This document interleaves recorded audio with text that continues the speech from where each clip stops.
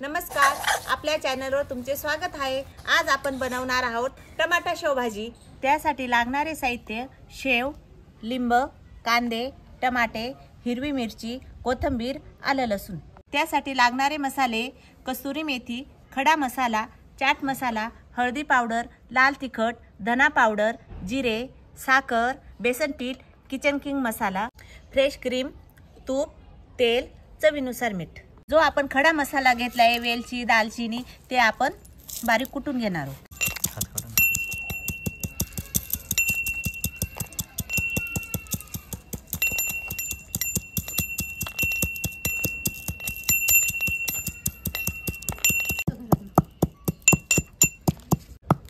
आपला मसाला आता कुटून झालाय, तो आता आपण काढून घेऊ। आपल्याला जास्त बारीक नाही करायचा, अशा प्रकारे कुटून घेतलाय। आपण लसूण पण आता थोडा बारीक करून घेऊ।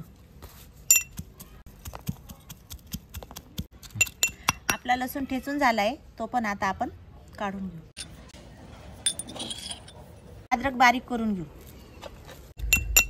आपला अद्रक पण बारीक झाले, ते पण आता आपण काढून घेऊ। आपण कढई ठेवून घेतली, त्यात आपण तेल टाकू। जसे गावरान तूप। आपलं तेल गरम झाले, त्यात आता जिरं टाकून घेऊ। जो खडा मसाला बारीक करून घेतलाय, तो टाकून घेऊ। कस्तुरी मेथी, 1 चमच बेसन पीठ,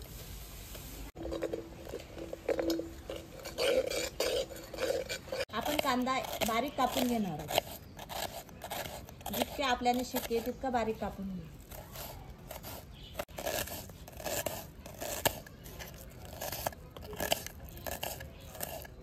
बारीक करून घेतले, ते पण टाकून घेऊ।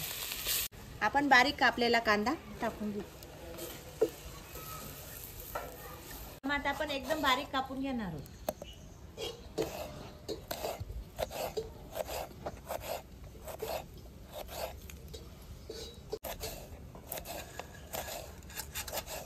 चवीनुसार थोडी साखर टाकून घेणार आहोत। नंतर बारीक केलेला टोमॅटो, मिरचीचे छोटे छोटे तुकडे कापून घेऊ।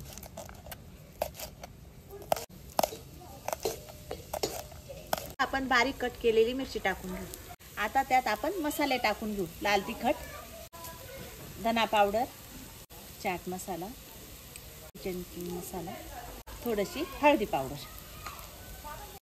आपण आता टमाटे प्युरी टाकून घेऊ। ही आपण मिक्सर मधून बारीक करून घेऊ।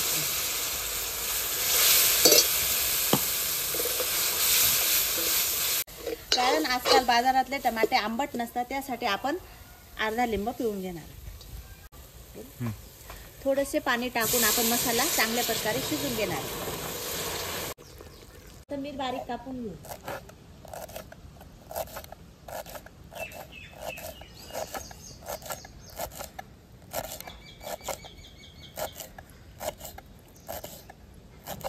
आपल्या मसाल्याला छानपैकी तेल सुटले। आता आपण त्यात चवीनुसार मीठ,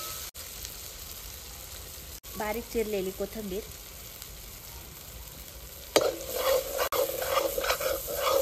फ्रेश क्रीम, आपण दुधावरची साय पण घेऊ शकतो।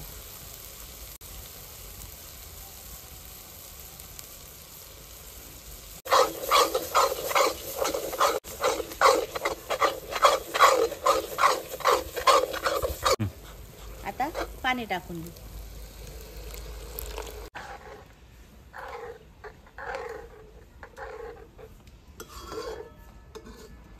आपण आता टमाट्याचे तुकडे टाकून घेणार, याच्यामुळे भाजीला चव छान येते।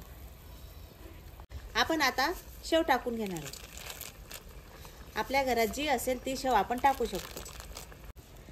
आता सर्वात शेवटी बारीक कापलेली कोथिंबीर।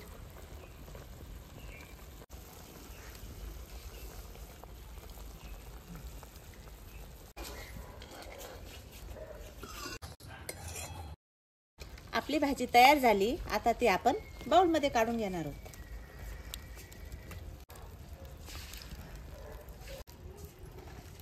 अशा प्रकारे आपली टोमॅटो शेव भाजी तयार झाली। एकदा तुम्ही नक्की ट्राय करून पहा, खूप छान लागते।